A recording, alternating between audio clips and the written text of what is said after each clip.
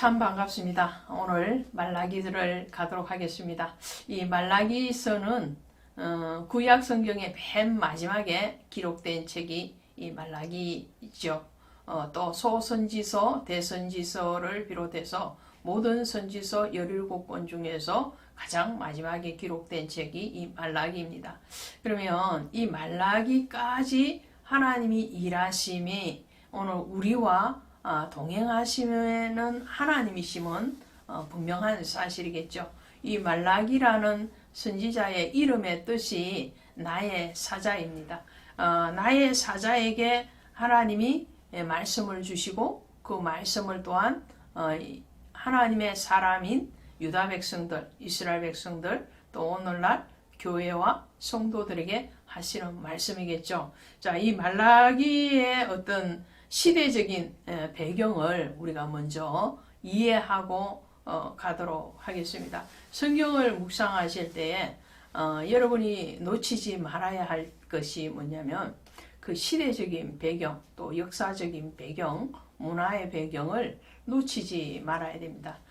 그것을 바탕으로 해서 그 시대에 또 오늘날 시대에 적용되어짐이 어떤가를 살펴보고 그 다음에 또 2차적으로 영적인 부분에 대해서 해석을 하고 이해를 한다면 훨씬 더 성경을 깊이 있게 적용한다고 할 수 있겠죠.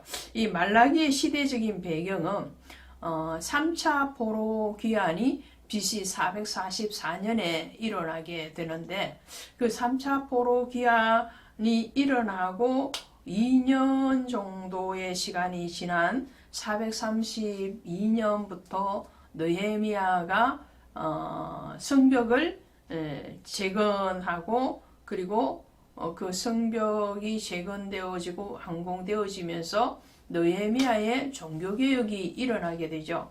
그 시대를 배경으로 하고 있습니다.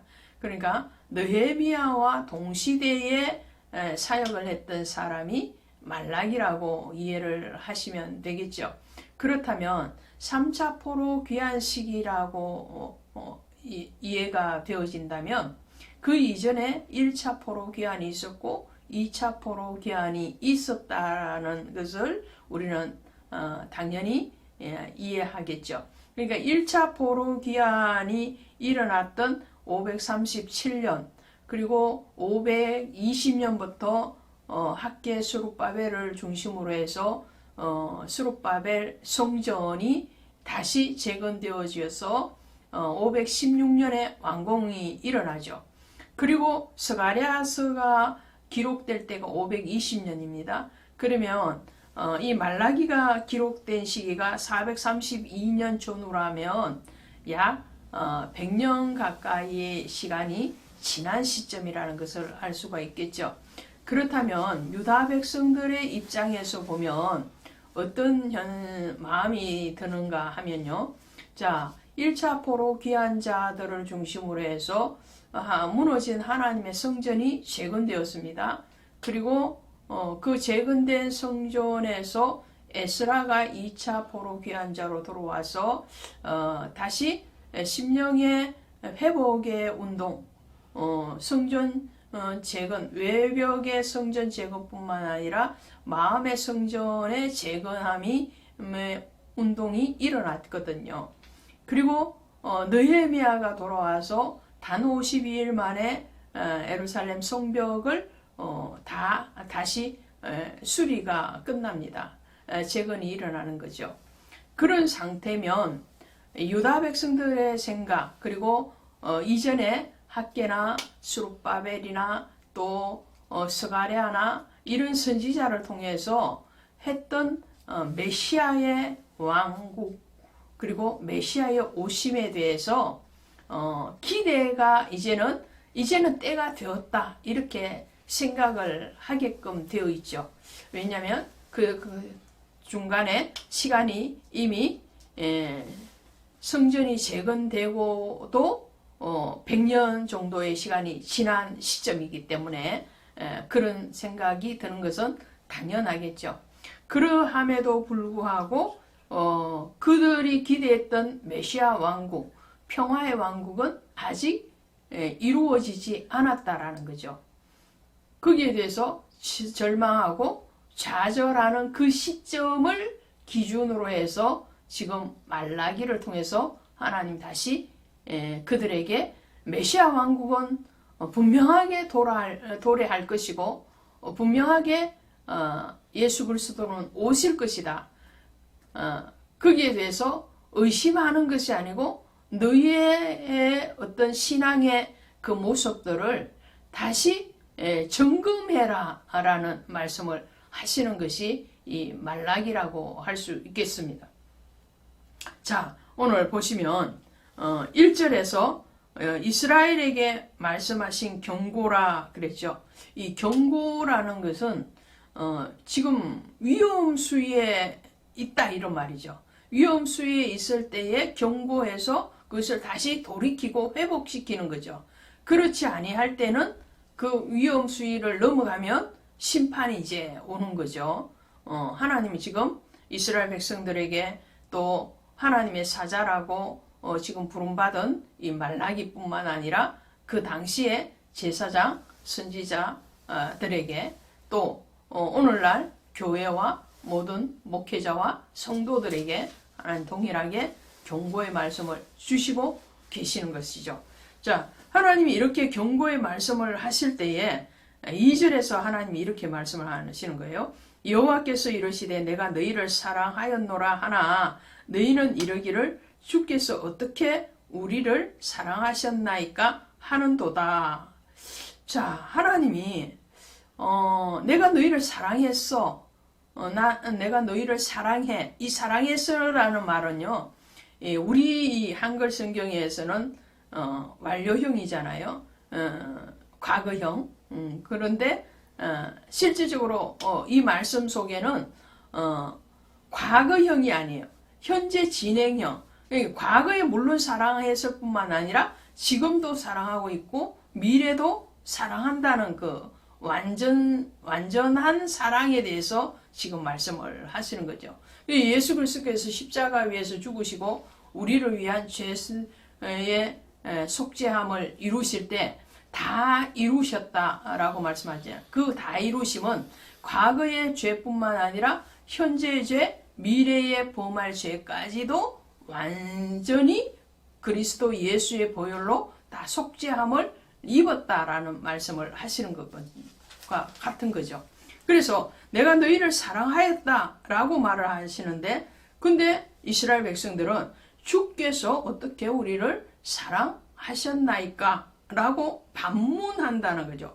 이 아주 도발적인 반문을 하는 거예요. 근데 이 반문이 한 번으로 그치는 것이 아니고요. 말라기서가 4장에까지 있는데 이 4장 안에 8번이나 반복적으로 하나님 앞에 질문을 하고 있는 이스라엘 백성들의 자세, 그들의 심령의 상태를 보게 되는 거죠. 자, 이 1장 2절에 지금 보셨죠. 주께서 어떻게 우리를 사랑하셨나이까. 그 다음에 6절에도 그렇게 되어 있습니다. 6절에도 내 이름을 멸시하는 제사장들아 나 만군의 여호와여 너희에게 이르기를 아들은 그 아버지를 종은 그 주인을 공경하나니 내가 아버지일진데 나를 공경함이 어디 있느냐 내가 주인일진데 나를 두려워함이 어디 있느냐 하나 너희는 이르기를 우리가 어떻게 주의 이름을 멸시하였나이까 하는도다. 하나님이 너희가 나를 멸시했다라고 그러는데 이 제사장들과 백성들은 뭐라고 말을 하느냐면 우리가 어떻게 하나님을 멸시했습니까? 그러니까 죄의식이 없다라는 거예요. 죄에 대한 감각이 지금 없는 거죠. 하나님 앞에 지금 공경하지도 않고 사랑하지도 않고 멸시하지는 그 자신들의 죄가 어디까지 있는지를 모르고 있는 상태. 자, 또 있습니다. 7절 바로 밑에 보시면 하나님 또 말씀을 하시죠. 더러운 떡을 나의 제단에 드리고도 말하기를 우리가 어떻게 주를 더럽혔나이까 하는도다. 이는 너희가 여호와의 식탁을 경멸히 여길 것이라 말하기 때문이라. 자, 여호와의 식탁을 경멸히 여길 것이라. 하나님 앞에 제물 드리는 것에 대해서 아주 천대한다는 거죠. 그 경멸히 여기는, 귀하게 여기는 것이 아니고 아주 우습게 여기고 거기에 대해서 업신여기는 그런 그들의 예배에 대한 자세, 하나님 앞에 감사하는 그 자세가 전혀 기초가 순수하지 않다라는 것을 보게 되죠. 또 있죠. 또 2장 14절에도 있습니다. 2장 14절에도 가시면 이렇게 돼 있죠. 14절 가시면 너희는 이러기를 어찌 됨이니까 하는도다. 이는 너와 내가 어려서 맞이한 아내 사이에서 여호와께서 정이 되시기 때문이라. 그런 내 짝이요 너와 서약한 아내로다. 내가 그에게 그 짓을 행하였도다. 자, 하나님이 아내를 짝지어 줬는데 그 짝지어 줌에 대해서 거룩을 행하지 않다는 거죠. 괴사를 행해야 했다. 그렇게 말씀을 하시죠. 또 있습니다. 17절, 2장 17절에도 너희가 말로 여호와를 괴롭게 하고도 이러기를 우리가 어떻게 여호와를 괴롭게 하였나이까 하는도다.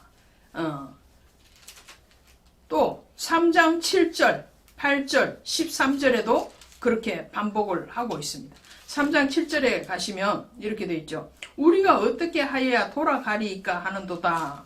또 3장 8절에도 우리가 어떻게 주의 것을 도둑질하였나이까 하는도다.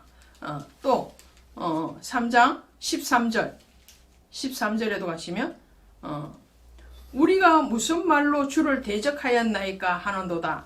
이게 뭔가요? 이 이스라엘 백성들이 지금 지도자로부터 백성들까지 다 그렇게 말을 하거든요. 하나님의 종, 하나님의 사자로 불렀던 그 유다의 제사장들, 선지자들, 그리고 그 유다의 모든 백성들에 이르기까지 그들은 하나님 앞에 반역하고 하나님 앞에 순수한 그 사랑, 그 감사에 대해서 전혀 그 방향성을 잃어버리고 있는 그들의 모습을 본다는 거죠. 얼마나 뻔뻔스러운 이스라엘의 모습을 보고 있는지 모른지요. 자, 하나님은 내가 너희를 사랑하였고 너희가 나에 대해서 정말 괴사를 행하고 나를 경멸하고 내 마음을 괴롭히게 함에 대해서 너희가 깨닫기를 원한다 라고 요청을 하고 계시는 거죠. 자, 하나님은 그러시면서 이렇게 말씀을 하시는 거예요. 자, 11절에 가시면 만군의 여호와가 이르노라. 해 뜨는 곳에서부터 해 지는 곳에까지 이방 민족 중에서 내 이름이 크게 될 것이라. 각처에서 내 이름을 위하여 분향하며 깨끗한 제물을 드리니 이는 내 이름이 이방 민족 중에서 크게 될 것임이니라. 자, 유다 백성들, 이스라엘 백성들을 향하신 그 사랑에 대해서 하나님이 지금 배신함을 느끼시는 거죠. 그 배신함에 대해서 유다 백성들에게 경고를 하시면 너희가 돌이키지 않고 너희가 돌아오지 않고 너희가 회복되어지지 아니하면 나는 이방인을 통해서도 영광을 받을 것이다라는 거예요. 그러니까 모든 이방인들이 오히려 너희들보다 더 경건한 마음으로 그리고 하나님을 정말 사랑하는 마음으로 하나님 앞에 분향하고 하나님 앞에 예배드리고 하나님 앞에 그 중심이 돌아오게 할 것이다 라는 것을 말씀을 합니다. 하나님은 에베소 교회에게 뭐라고 말씀하셨는가요? 첫사랑을 회복하라 그러죠.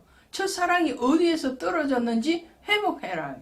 그 회복하지 아니하면 촛대를 옮기시리라 말씀하시잖아요. 그 촛대를 옮기는 그 하나님의 경고하심, 그 경고하심이 바로 이 말라기의 저변에 흐르고 있는 것을 보게 되죠. 이들이 했던 그 말들이 하나님에 의해서 서술되어지는데 13절에 보시니까 만군의 여호와가 이르노라. 너희가 또 말하기를 이 일이 얼마나 범패로운가 하며 코두숨치고 훔친 물건과 저는 것 병든 것을 가져왔느니라. 너희가 이같이 봉헌물을 가져오니 내가 그것을 너희 손에서 받겠느냐. 이는 여호와의 말이니라. 자, 하나님 앞에 짐승의 제사를 드리니까 짐승을 끌고 와서 그 짐승을 하나님 앞에 드려야 되는데, 예배를 드리는 그 마음이 삐뚤어져 있고 방향성이 지금 다른 길로 가고 있기 때문에 그들이 하나님 앞에 드려지는 제물도 어떻게 해요? 정상적인 제물, 좋은 것, 첫 것, 첫 열매, 그거 드리지 않는다는 거예요. 훔친 것, 저는 것, 병든 것, 정말 율법적으로 드리지 말아라 그러는 것들을 더 드린다는 거예요. 이 훔친 것, 저는 것, 병든 것, 이게 뭔가요? 그 마음이 하나님 앞에 정직하지 않다라는 거죠. 그 마음에 순수함이 없고, 그 마음이 병들어 있고, 그 마음이 하나님 앞에 정도를 걷지 않고 절뚝발이 같이 걷고 있는 그 신앙의 상태를 얘기하는 거죠. 짐승의 예물의 상태를 통해서 그 사람의 상태를 지금 주님이 말씀을 하시면서 너희가 너희의 마음이 중심이 하나님을 향하여 있지 않다. 너희가 지금 바라보는, 그러니까 이 말라기 당시에도 어떻게 해요? 말라기 당시에도 유다는 해방이 되어지지 않았어요. 바벨론 포로에서 3차까지 귀환되어져 왔지만 여전히 그 다스림은 누구의 다스림을 정치적으로 받고 있느냐면은 바사 제국의 다스림을 받고 있잖아요. 그러니까 정치적인 해방이 없다 해서 영적인 자유함을 놓쳐버리는 유다 백성들을 보는 거죠. 신앙의 사람은요, 물론 정치적으로 독립국가가 되어야 되죠.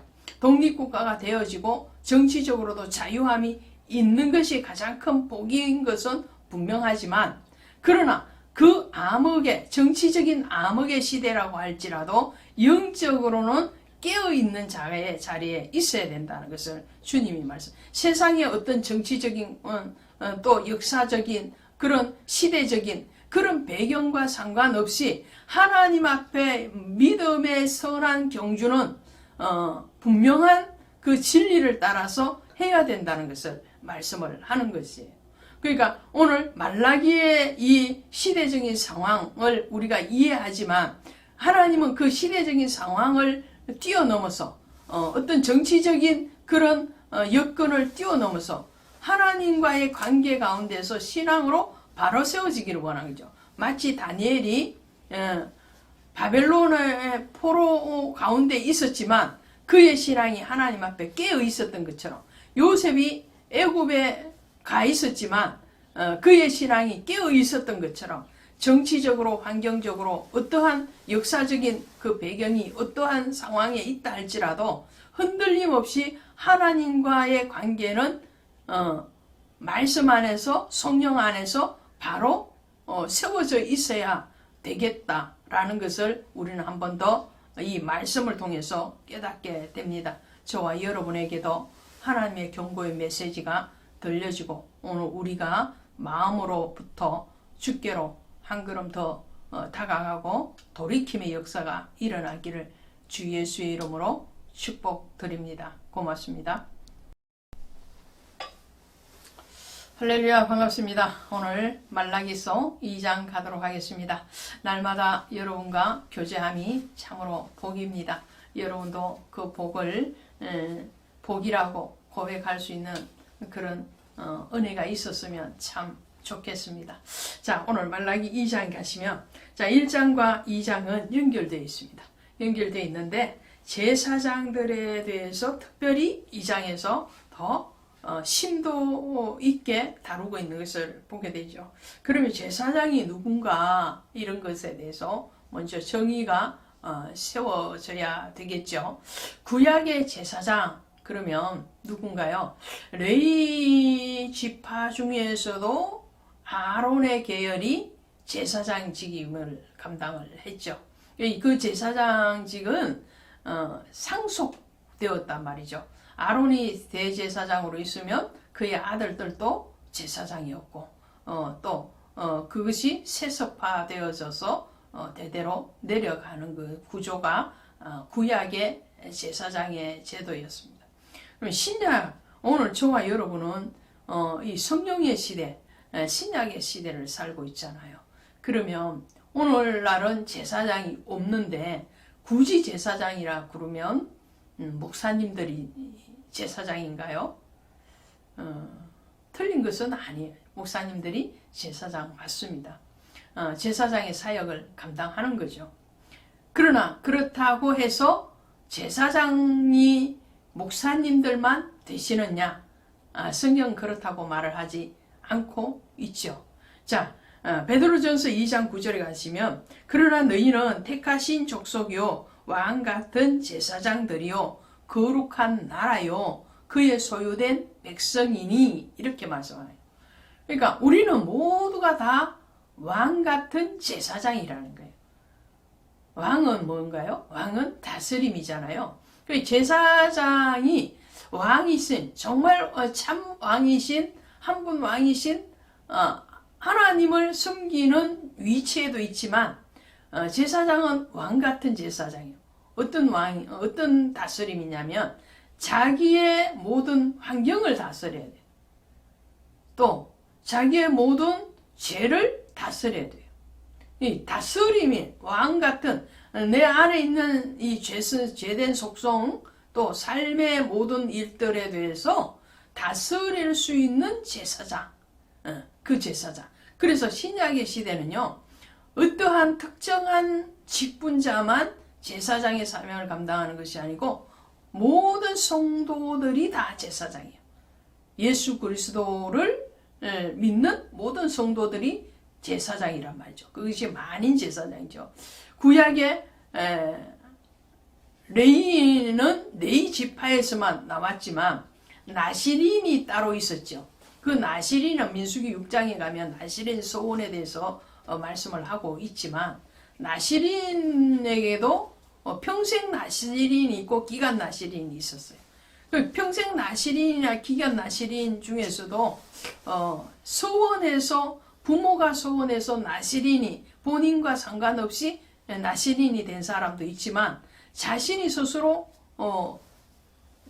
내 평생에 혹은 어떤 일정한 기간을 정해서 나신이 되는 그런 나시린도 있었죠. 그 나시린이 바로 오늘날 성도고 그 성도 중에서도 정말 주님 앞에 깨어서 하나님 앞에 왕 같은 다스림을 받으며 또 자기를 다스려가는 사람이 바로 제사장이다 라는 관점에서 먼저 오늘 이 말씀을 보도록 하겠습니다. 그래서 너희 제사장들아 이렇게 말씀하시오. 자, 유다 모든 백성들 뿐만 아니라 제사장들에게 특별히 말씀을 해요. 왜요? 이 말씀은 그냥 교회 안에 들어온 그런 교회에 그냥 출석하는 그런 성도들 뿐만 아니라 정말 은혜를 아는 사람, 정말 하나님 앞에 깨어있는 그 사람을 향해서 주님이 지금 너희 제사장들아 라고 말씀을 하시는 거죠. 그러면서 말씀을 이렇게 하십니다. 보라 3절에 보시니까 보라 내가 너희의 자손을 꾸짖을 것이요 또 똥 곧 너희 절기의 희생의 똥을 너희 얼굴에 바를 것이라 너희가 그것과 함께 제하여 버림을 당하리라. 이거 무슨 말씀인가요? 2장은 1장과 연결되어 있다고 그랬잖아요. 이 제사장들은 어떤 제사장들이냐 하면 하나님 앞에 깨어서 정말 경건한 모습으로 세워지지 않는 사람, 예배를 귀찮게 여기고 하나님 앞에 예물 드리는 것을 정말 소홀히 여기고 아무런 이 마음의 감각이 지금 없는 사람, 하나님 앞에 죄를 짓고도 또 하나님이 내가 너를 사랑한다고 그러는데도 어떻게 우리를 사랑했습니까? 이렇게 머리를 치대고 그리고 대항하는, 또 하나님 앞에 헛된 제물을 드리고도 우리가 어떻게 하나님 앞에 헛된 제물을 드렸습니까? 이렇게 아무 감각 없이 하는 그 제사장들, 그런 제사장들에게 하나님은 내 얼굴에 제물의 똥을 발라버릴 것이다. 그리고 제하여 버리겠다. 지금 얼굴에 똥칠한다 그런 말 하잖아요. 이 말이 여기에 나오는 거예요. 성경에서. 이 똥칠을 한다는 것은 무슨 말이에요? 아주 아주 수치되게 만들겠다는 거죠. 아주 수치되게. 네, 제사장의 직분은 하나님이 주시는 선물이거든요. 내가 너희에게 선물로 주노라 그랬어요. 선물일 뿐만 아니라 축복이에요. 근데 그 선물과 축복을 헛되이 여긴다면, 그 선물의 가치를 모른다면 그 선물을 빼앗들어 버리죠. 빼앗들어 버릴 뿐만 아니라 주인이 준 것에 대해서 그 가치를 몰랐으니 그 주인을 모독하는 거잖아요. 그러니 그 주인이 그를 오히려 버리시겠다라는 말씀을 하시는 거죠. 또 있습니다. 이 레위가 세운 언약에 대해서 너희가 그 언약을 배반했다고 말씀을 하신데, 레위가 세운 언약이 뭘까요? 5절에 보시면 레위가 세운 나의 언약은 생명과 평강의 언약이라. 내가 이것을 그에게 준 것은 그로 경외하게 하려 함이니라. 자, 하나님은요 레위와 언약을 맺었어요. 그 레위와 언약은 제사장의 직분을 너에게 계속 있게 할 것이다. 그것은 바로 생명과 평안이라 그랬어요. 생명은 뭐예요? 생명은 하나님과의 교제가 계속적으로 원활하게 이루어지는 게 그게 생명이에요. 우리 육신의 생명을 얘기하는 게 아니에요. 육신의 생명이 아니고 영적인 생명의 교제가 일어나야 돼요. 왜? 생명의 근원이 여호와 하나님께 있으니까. 하나님과의 생명의 관계. 자, 포도나무에 비유해서 그 말씀을 하시는 거죠. 나는 포도나무요 너희는 가지니 가지가 그 포도나무에 붙어 있지 아니하면 밖에 버려져 불에 던져질 뿐이라고 말씀하시잖아요. 자, 포도 가지는 그 원줄기인 포도나무에 붙어 있어야 돼요. 왜 그러냐면 그 원줄기의 뿌리에서 물을 공급받고 영양분을 공급받아서 가지로 가기 때문에 그런 거죠. 그런 것 같이 하나님이 생명인데 그 생명의 원줄기에 붙어 있지 아니하면 밖에 버려져 던져져서 불쏘시개 받게 되지 않는 거죠. 오늘 이 레위와의 언약은 생명이라고 그래요. 너와 나와의 관계는 생명의 언약이다. 그래서 기독교는요 그냥 종교가 아니에요.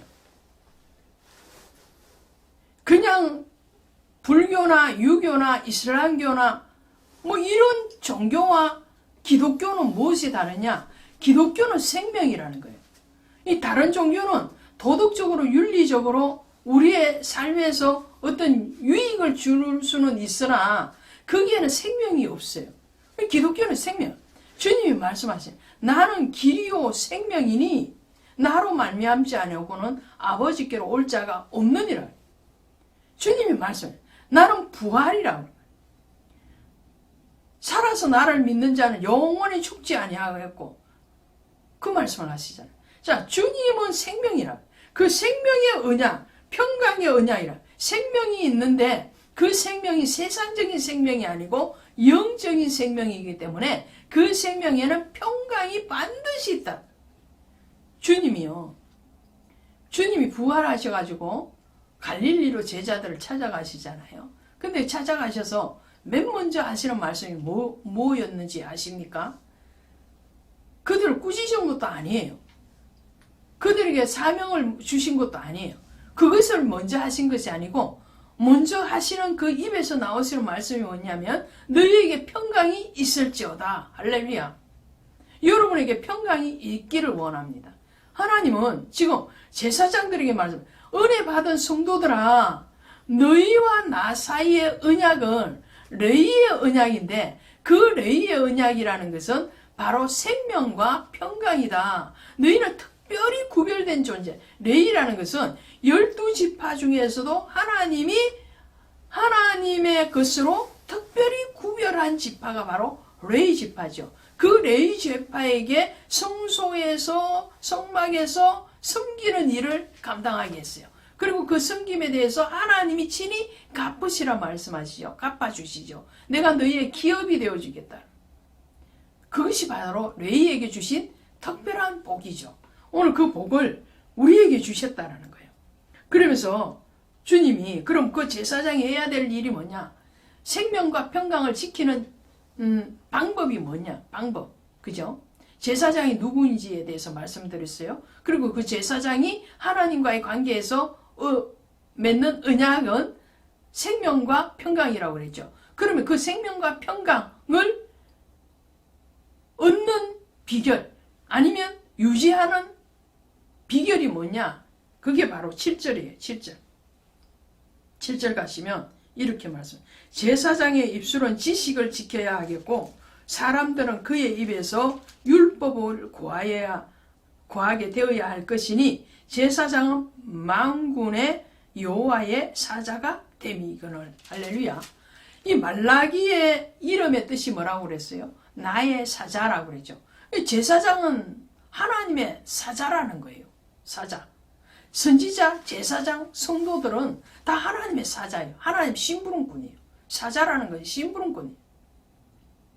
사도라는 말도 있죠. 신약에 가면 사도인데 그 사도는 보내심을 받은 자잖아요. 작은 자예요.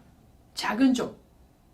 자, 이 제사장에게 하나님이 주신 것이 있어요. 뭐냐면 바로 하나님의 말씀을 줬다라는 거예요. 선지자 제사장에게 주신 것은 말씀이에요. 그 제사장들에게는 지식을 지켜야 하겠고 그 사람들은 그의 입에서 율법을 구해야 돼요. 목사의 입에서 나와야 되는 것은 말씀이다. 성도의 입에서 나와야 되는 건 말씀이에요. 장로님, 권사님, 집사님 입에서 나와야 되는 것은 말씀이에요. 하나님 말씀이에요. 다른 어떤 것을 하나님이 그에게 맡기신 것이 아니라고 말씀합니다. 로마서 3장 1절 2절에 가시면 유대인의 나음이 무엇이며 할례 유익이 무엇이냐 범사에 많으니 첫 번째는 하나님의 말씀을 맡았음이니라. 자, 유대인이 누구예요? 하나님 택한 사람이잖아요. 할례 유익이 뭔가요? 하나님과의 생명의 언약을 맺은 사람들이잖아요. 그 성도잖아요.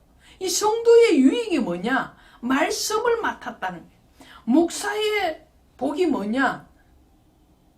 목사의 최고의 복은 말씀을 받고 그 말씀을 전할 수 있다는 거예요.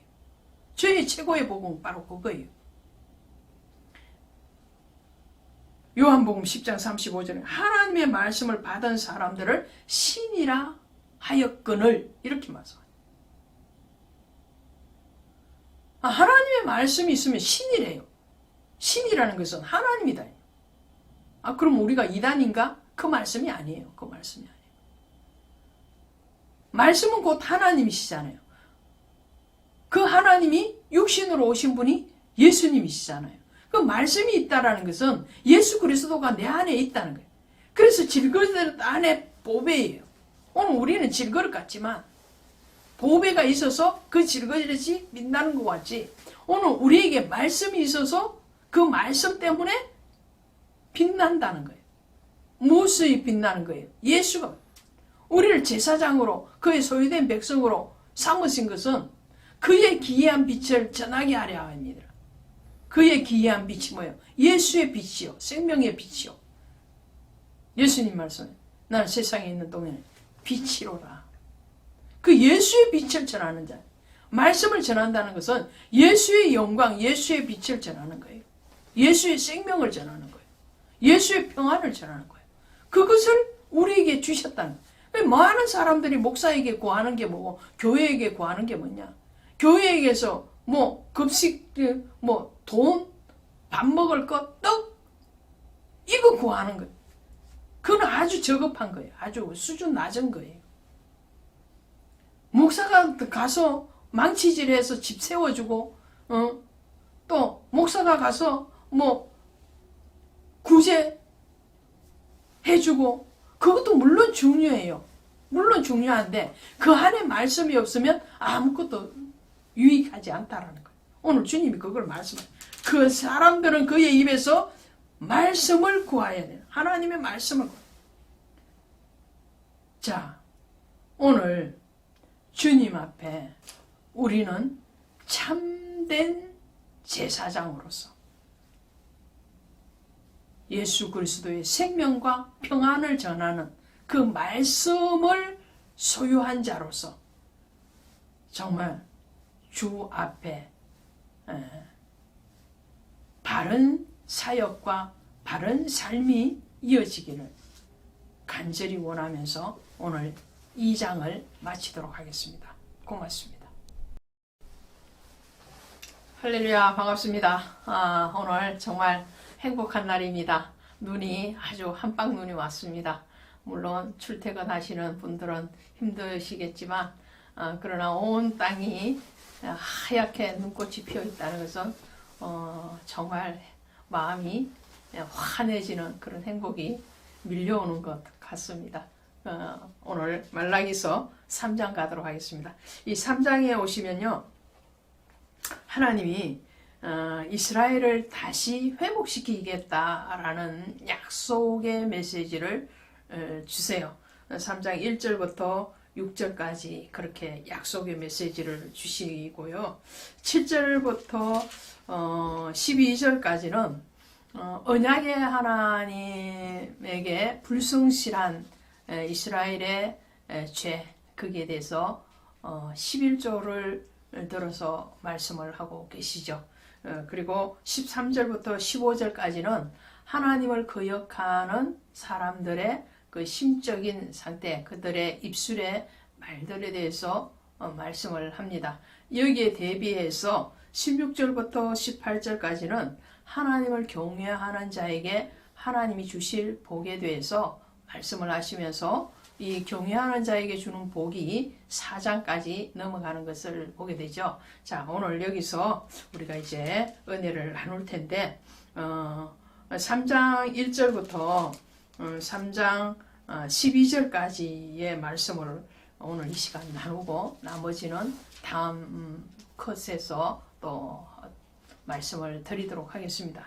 자, 3장 1절에 가시면 만군의 여호와가 이르노라. 이 만군의 여호와 그러죠. 야훼 하나님을 호칭할 때에 이스라엘의 하나님 이렇게 말을 할 때도 있고요. 만군의 여호와 하나님 이렇게 말씀을 하실 때도 있죠. 이스라엘에 대해서 집중적으로 조명을 하실 때에 이스라엘의 하나님 이렇게 말씀을 하시기도 하지만 온 우주를 다스리는 주권적인 하나님에 대해서 말씀할 때에 만군의 여호와 하나님 이렇게 말씀을 하시죠. 이 만군의 여호와 하나님이 지금 약속을 하시는데요. 보라, 내가 내 사자를 보내리니 그가 내 앞에서 길을 준비할 것이요. 또 너희가 구하는 바 주가 갑자기 그의 성전에 임한. 자, 두 단락으로 1절인데 여호와의 사자인데요. 두 분류의 사자가 있는 거죠. 자, 한 사자는 주의 앞길을 예비하는 사역을 위해서 왔던 세례 요한을 얘기합니다. 그러니까 1절 상반절에 나오는 내 사자는 내 사자를 보낸다 라고 했을 때 그 사자는 세례 요한이라고 할 수 있습니다. 세례 요한이 직접적으로 나는 주의 길을 예비하러 왔다 라고 말을 했을 뿐만 아니라 주님께서 이 본문의 말씀에 대해서 인용하시면서 세례 요한을 말씀을 하시죠. 거기에 대해서 우리는 먼저 인용을 한번 해보면요. 마태복음 11장 11절에 가시면 이렇게 되어 있어요. 마태복음 가셔서 11장 11절에 가시면 내가 진실로 너에게 말하는 여자가 낳은 자 중에 세례 요한보다 큰 이가 일어남이 없도다. 그러나 천국에서 극히 작은 자라도 그보다 크노라 라고 말씀하실 때 이 세례 요한이거든요. 이 세례 요한을 보라, 내가 내 사자를 내 앞에 보내로니 11장 10절부터 말씀을 하는 요한의 사역에 대해서 말을 합니다. 그래서 예수님보다 6개월 먼저 출생한 세례 요한이 예수님의 사역의 길을 먼저 닦죠. 그 길이라는 것은 바로 유대 백성들의 마음의 길이죠. 자, 그리고 하반절에 나오는 너희가 사모하는 바 언약의 사자가 임하실 것이다. 이 언약의 사자는 예수님이죠. 언약의 하나님은 언약이시잖아요. 그래서 성경의 전체적인 줄기를 보면 언약의 하나님이라는 거죠. 창세기에서 언약이 많이 나오죠. 첫 번째 나오는 언약이 선악과 언약이잖아요. 그리고 노아를 통해서 주신 무지개 언약이 있고요.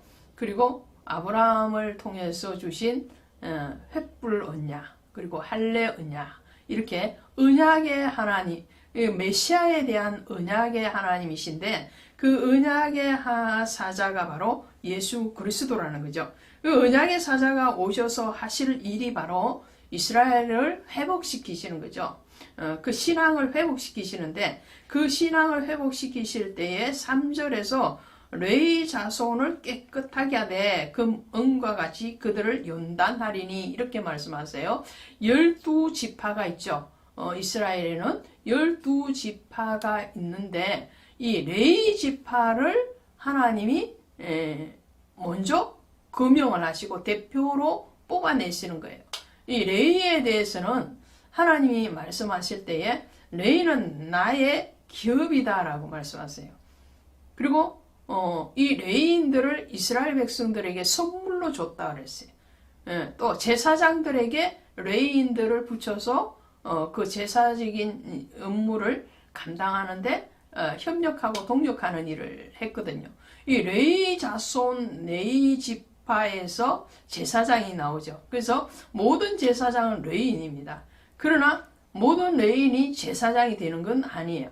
일반 레위인이 있고 그 중에서 아론의 계열만 제사장의 직분을 감당했던 거죠. 그 레위인에 대해서 하나님은 레위인은 이스라엘의 맏아들과 같은 역할을 맡기신 거예요. 출애굽할 때에 유월절 어린 양의 피를 바른 집 안에 거했던 사람들이 다 맏아들의 죽음, 초태생의 죽음을 면하고 구원을 받았죠. 그 모든 생명의 구원을 받음에 대해서 첫 만물을 하나님께 드리기로 했는데 이스라엘 자손 중에서는 첫 아들인 르우벤을 받으신 것이 아니고 레위 자손을 받았어요. 그래서 그 레위는 영적인 이스라엘의 맏아들이라 할 수 있죠. 그 맏아들이 깨끗해야 된다는 거죠. 맏아들이 깨끗하고 맏아들이 하나님 앞에 드려진다는 것은 이스라엘 전체가 드려지는 그런 개념으로 나오는 거죠. 그러므로 레위 자손을 깨끗하게 하기 위해서 그들을 연단한다는 것은 이스라엘 전체를 연단하고 하나님이 다시 회복시키겠다라는 약속과 같은 거죠. 민수기 8장 13절에 가면 레위인들을 요제로 드릴지니라 그래서 요제는 뭐예요? 요제는 흔들어서 드리는 제사람. 하나님 앞에 흔들은다는 것은 고난과 연단을 통해서 하나님께 나아가는 특별한 사명을 받은 사람이 바로 레위 자손이다라는 것을 말씀을 하죠. 그래서 6절에 가시면 나 여호와는 변하지 아니하리니 그러므로 야곱의 자손들아 너희가 소멸하지 아니하느니라 그랬어요. 예, 하나님은 변치 않으시는 하나님이에요. 언약에 대해서 하나님이 변하신 적은 한 번도 없어요. 근데 그 언약을 깨트린 자들은 바로 성도였고 하나님의 백성이었던 이스라엘인 유다인들이었다는 것을 말씀을 합니다. 그렇게 변질했던 너희들을 다시 고쳐서 회복해 하시겠다. 너희들을 소멸하지 않겠다. 완전히 멸망시키지 않겠다라는 거죠. 남은 자의 사상이 여기서 또 나오는 거죠. 신앙을 하나님 앞에 받아서 그 신앙을 굳세게 지킨 하나님 앞에 택함을 받은 그 이스라엘 백성들, 오늘날 성도들을 통해서 하나님은 다시 하나님의 나라를 세우실 것이고 만군의 여호와이심을 선포하실 것이다 라는 말씀입니다. 그러면서 7절부터 가시면 이스라엘 백성들이 다시 묻습니다. 8절에 가시면 7절 8절에 두 번이나 묻죠. 7절에 너희가 이러기를 우리가 어떻게 하여야 돌아가리까? 사람이 어찌 하나님의 것을 도둑질을 하겠느냐? 우문현답이라는 거죠. 이스라엘 백성들은 어리석은 질문을 계속하는 거예요. 우리가 어떻게 하나님을 떠났습니까? 어떻게 하나님께 돌아가겠습니까? 어떻게 하나님 것을 도둑질했습니까? 이런 자신들이 저지른 죄에 대해서 전혀 감각이 없는 그런 어리석은 질문들을 하는 데 대해서 하나님은 현명한 답변으로 하시는 거예요. 그 답변 중에 하나가 뭐냐? 너희가 하나님의 것을 도둑질하겠느냐? 그러나 너희는 나의 것을 도둑질하고도 말하기를 우리가 어떻게 주의 것을 도둑질했느냐라고 또 되묻는다는 거죠. 이 11조는 하나님 것이다 라고 말을 해요. 왜요? 11조는 모든 주신 것에서 첫 것이잖아요. 첫 것. 만물, 첫 것. 이 개념이 11조의 개념이에요. 모든 것의 주인이라 만군의 여호와, 모든 사람을 다스리시는 하나님이실 뿐만 아니라 모든 것들의 주인, 소유주가 바로 하나님이시다라는 것을 말씀을 할 때 이 11조를 말씀을 하시는 거죠. 민수기 18장 21절에 가시면 이 11조를 레위인들에게 주어서 그들의 기업으로 삼았다. 이 11조는 구약에서 두 가지의 용도가 있어요. 하나는 레위인과 제사장들에게 주어서 그들이 성전에 사는 일을 갚으심이 11조의 용도고요. 또 하나는 매 3년마다 드려지는 그 11조는 과부와 객을 위한 나그네를 위한 구제용으로 쓰여진 그 11조가 있습니다. 이 11조를 통해서 하나님의 사람들의 어떤 생계에 대해서 보장을 하실 뿐만 아니라 하나님의 은혜, 긍휼, 사랑에 대해서 섬김의 사용으로 이 11조를 사용하였고 그 목적의 사용의 중요성 못지않게 중요한 것은 그 11조 자체가 하나님 앞에 구별된 자가 드리는 구별된 신앙의 표시라는 거죠. 그래서 이렇게 주님은 말씀을 하시는 거예요. 너 나의 것이다 라고 말씀해요. 나의 것. 11조는 나의 것이다. 그것을 드리지 않는 것은 바로 너가 도둑질하는 것이다. 누구 것을요? 하나님 것을 도둑질하는 것이다. 라고 말씀을 하시면서 이 11조를 드려라 라고 말씀을 하죠. 그러면 신약에 와서 지금의 11조의 제도는 어떨까요? 마태복음 23장 23절에 가시면 너희가 박하와 해안과 근처의 11조를 드리되 더 중한 바 의와 인과신은 버렸도다. 그러나 이것도 행하고 저것도 행해야 할지니라 라고 말씀을 하시죠. 그것은 이 물질의 11조 100만원의 11조는 10만원이죠. 그 물질의 11조를 드리는 것 못지않게 중요한 것은 하나님 앞에 의와 인과신, 하나님의 의로우심, 하나님을 향한 믿음, 하나님을 향한 그 사랑을 가지고 드려야 된다. 너희 마음의 중심을 드려야 된다. 이런 말이죠. 자, 중심이 빠진 물질도 맞지 않고요. 물질 없는 중심도 맞지 않다는 거죠. 그래서 내 보물이 있는 곳에 내 마음이 있느니라. 마태복음 6장 21절에 그렇게 말씀해요. 보물과 마음이 같이 가야 된다라고 말씀을 하시는 거죠. 자, 오늘 여러분에게 있어서 가장 중요한 것, 그리고 가장 소중한 것, 그 첫 것이 무엇입니까? 여러분의 첫사랑, 첫마음 뿐만 아니라 여러분의 삶에서 모든 주인 되심이 하나님이시라는 것을 고백하는 그런 마음과 몸과 물질이 하나 되어지는 축복과 은혜가 있기를 주 예수의 이름으로 축원드립니다. 고맙습니다. 할렐루야, 반갑습니다. 오늘 특별한 반가움이 밀려옵니다. 2020년 6월 26일부터 제가 성경 66권 강의를 시작을 했습니다. 창세기 서론부터 시작한 그 강의가 오늘 2022년 12월 22일 날 오늘 말라기 4장 마지막 구약으로 여러분을 만나게 되었습니다.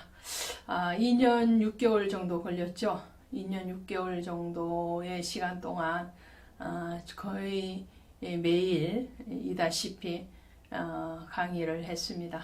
나름대로 열심히 한다고 했지만 또 여러분 보시기에 부족하고 또 연약함이 보였을 것입니다. 그러함에도 불구하고 하나님께서 이 강의를 통해서 먼저 저 자신을 세워가게 하시고 또 협력하시는 전도사님, 장로님을 통해서 같이 갈 수 있는 그 기쁨을 주신 것에 대해서 감사하고요.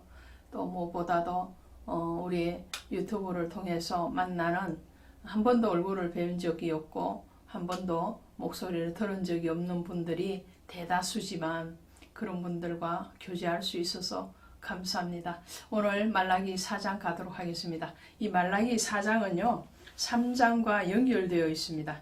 그래서 3장 13절부터 4장을 같이 보시면 훨씬 더 은혜가 되리라 믿고요. 자, 오늘 이 4장에서 우리가 살펴볼 것은 하나님을 경외하는 자, 의로운 자죠. 하나님을 경외하는 자, 의로운 자가 받는 복, 그 특별한 복에 대해서 살펴보기를 원합니다.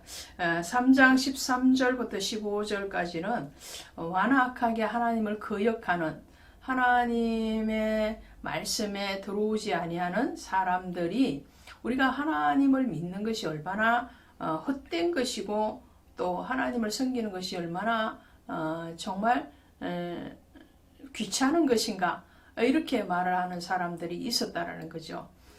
그 반면에 16절부터 나오는 하나님을 경외하는 자에 대해서는 하나님께서 그들의 그 신앙, 그 의로움에 대해서 하나님의 특별한 복으로 갚으시겠다라는 말씀을 하십니다. 항상 하나님은 의로우신 하나님이시죠.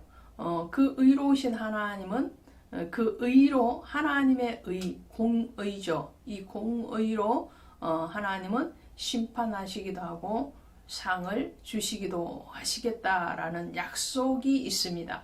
그 약속에 대해서 오늘 16절, 3장 16절이죠.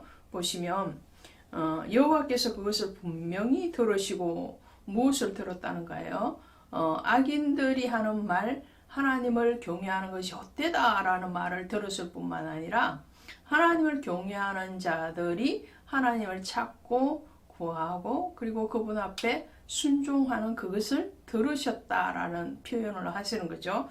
들으시고 여호와를 경외하는 자와 그 이름을 존중히 여기는 자를 위하여 여호와 앞에 있는 기념책에 기록하셨느니라 그랬어요. 이 기념책에 기록하였다. 일찍이 출애굽할 때에 모세가 시내산에 올라가서 하나님의 말씀을 받을 때에 그 시내산 아래에 있었던 이스라엘 백성들은 송아지 우상을 섬겼죠. 그로 인해서 하나님의 진노가 임할 때 하나님 앞에 모세가 자기의 이름을 생명책에서 지워내시옵소서 이 백성을 심판하시려거든 이런 탄원을 올린 적이 있습니다. 이 생명책이 뭔가요? 바로 구원의 책이죠. 그 구원의 책을 말라기에서는 기념책이라 이렇게 표현을 하는 거예요. 그래서 계시록 7장이나 14장에 나오는 14만 4천 명이 기록되어진 그 생명책에 대해서 하나님이 말씀을 하십니다. 그러니까 구원을 받게 해주겠다 이런 말이죠. 하나님을 경외하는 자에게 주시는 첫 번째 복, 그 복은 구원의 복입니다. 두 번째 복은 17절이죠. 나의 특별한 소유로 삼을 것이요 또 사람이 자기를 섬기는 아들을 아낀 같이 내가 그들을 아끼리니. 그러니까 하나님을 경외하는 자에게 하나님의 약속이 또 하나가 무엇이냐니까 나는 너희의 하나님이 되고 너희는 나의 백성이 되겠다라는 거죠. 하나님과 백성 사이 또 하나 있습니다. 나는 아버지가 되고 너희는 아들이 되리라는 거죠. 아버지와 아들의 관계를 허락하시겠다는 거예요. 그래서 우리를 양자 삼으신 거예요. 또 뿐만 아니라 신약에 가시면 예수 그리스도께서 자신을 신랑이라 표현하시죠. 그리고 우리는 신부다. 교회와 그리스도의 관계는 바로 신랑과 신부의 관계, 특별한 소유, 특별한 관계, 보편적인 관계도 좋지만요. 누구나 어떤 사람에게나 특별한 관계가 되기를 원하죠. 하나님은 이 특별한 관계, 특별한 소유로 우리를 삼아 주시겠다라는 것이 두 번째의 복입니다. 세 번째의 복은 4장 2절에 나오죠. 내 이름을 경외하는 너희에게는 공의로운 해가 떠올라서 시료하는 광선을 비추리니 너희가 나가서 외양간에 나온 송아지같이 뛰리라. 이렇게 이제 치유의 축복입니다. 그러니까 첫 번째 복이 생명의 영원한 구원, 영생의 복이었다면 또 두 번째의 복은 특별한 관계의 복이었다면 세 번째의 복은 치유의 복입니다. 우리의 영적이고 육적인 치유자 되시는 예수 그리스도죠. 육신적인 치유는 세상의 많은 의사들을 통해서 하나님 간섭하시고 또 그 의료 기술로 통해서 우리의 모든 병을 치유할 수 있습니다. 그러나 영적이고 우리의 또 혼적인 그 치유의 역사는 하나님만이 개입하셔야지만이 된다라는 거죠. 그래서 우리가 하나님 앞에 치유의 광선을 받는다는 거죠. 예수 그리스도께서는 여호와 라파의 하나님이시죠. 그래서 여호와 라파, 치유하시는 하나님, 그 치유의 복을 허락하실 때에 이사야서 30장 26절에 가시면 여호와께서 그 백성의 상처를 사매시며 그들의 맞은 자리를 고치시는 날에는 달빛은 햇빛 같겠고 햇빛은 7배가 되어 7날의 빛과 같으리라. 자, 하나님이 그 백성의 상처를 사매시고 그들의 맞은 자리를 고치실 때는 완전하고 온전하게 치유하시고 고치신다는 거예요. 예수를 믿는 사람, 하나님을 영접한 그 사람은 그 심령이 먼저 빛 가운데 거해야 돼요. 우리가 우울증이 있다, 우리가 낭망하고 절망한다, 그것은 우리를 믿기 때문에 혹은 세상을 믿기 때문에 그런 거예요. 하나님을 믿고 그 하나님 안에 있고 그 하나님의 다스림 안에 순종되어진다면 오늘 우리에게서 어둠이 있을 수가 없는 거예요. 그 어둠이 뭘 하나님은 허락치 아니하는 거죠. 자, 오늘 치유의 광선을 비추어 주시겠다고 약속하시고 그리고 또 마지막에 약속하심이 뭐냐면 5절입니다. 내가 선지자 엘리야를 너희에게 보내리니 이 엘리야가 누군가요? 이 지난번에 나왔던 3장 1절에서 나왔죠. 내가 내 앞에 길을 준비할 사자를 보낸다. 그 엘리야가 바로 세례 요한이죠. 세례 요한의 사역에 대해서 말씀을 합니다. 이렇게 해서 말라기가 끝나요. 이 말라기가 끝나고 예수 그리스도께서 탄생하시기까지 약 400년간의 하나님과 이스라엘 백성들 간의 침묵의 시간이 옵니다. 그 침묵의 시간을 중간사 시대라 이렇게 말을 해요. 그 중간사 시대 400년 동안 하나님이 말씀이 들려지지 않고 또 이스라엘 백성들의 어떤 신앙의 어떤 모습들이 드러나지 않습니다. 성경적으로. 그러함에도 불구하고 이 암흑의 시대, 어둠의 시대였던 400년이 하나님과 완전한 단절의 시대였느냐? 그렇지 않죠. 3장에서 하나님 말씀하지만 나는 변치 아니하시는 하나님이시다. 그러므로 이스라엘을 소멸치 아니하겠다 그러셨잖아요. 이스라엘을 떠나지도 아니하시고 이스라엘을 완전히 없애버리시지도 아니하시는 언약의 하나님이신 그 하나님은 암흑기 400년 동안 예수 그리스도를 탄생시키는 그 잉태와 그리고 탄생을 준비하시는 시간이었다라는 것을 우리가 기억한다면 우리의 고난의 시간, 어둠의 시간이라고 느껴지는 그 곤란한 시간, 환경 또 어떤 처지 가운데 있다 할지라도 하나님의 일하심에 대해서 의심이 되어지지 않겠지요. 이 중간사 시대에서 세례 요한이 출생이 준비되어지고 예수 그리스도의 탄생이 준비되어질 뿐만 아니라 여러 왕조를 거치게 되죠. 이 말라기 시대의 왕조는 어떤 왕조였는가 하니까 아직 바사 제국의 다스림을 받는 시기죠. 이 바사 제국이 멸망을 하고 헬라 제국이 들어오고 또 헬라 제국이 로마에 의해서 멸망하고 로마가 들어오게 되죠. 이런 제국이 흥왕성쇠를 통해서 유다 백성들을 금과 은과 같이 연단하십니다. 그리고 그 연단한 끝에 나오는 정말 인고의 열매, 그 열매가 세례 요한의 외침으로부터 터져 나오죠. 유다 광야에서 세례 요한이 외치게 되잖아요. 회개하라, 천국이 가까웠도다. 그리고 그 외침은 곧 예수 그리스도의 외침이기도 하였습니다. 예수님께서도 똑같이 회개하라, 천국이 가까웠다라고 말씀하시면서 그의 사역의 긴 나팔을 부시는 것을 보게 됩니다.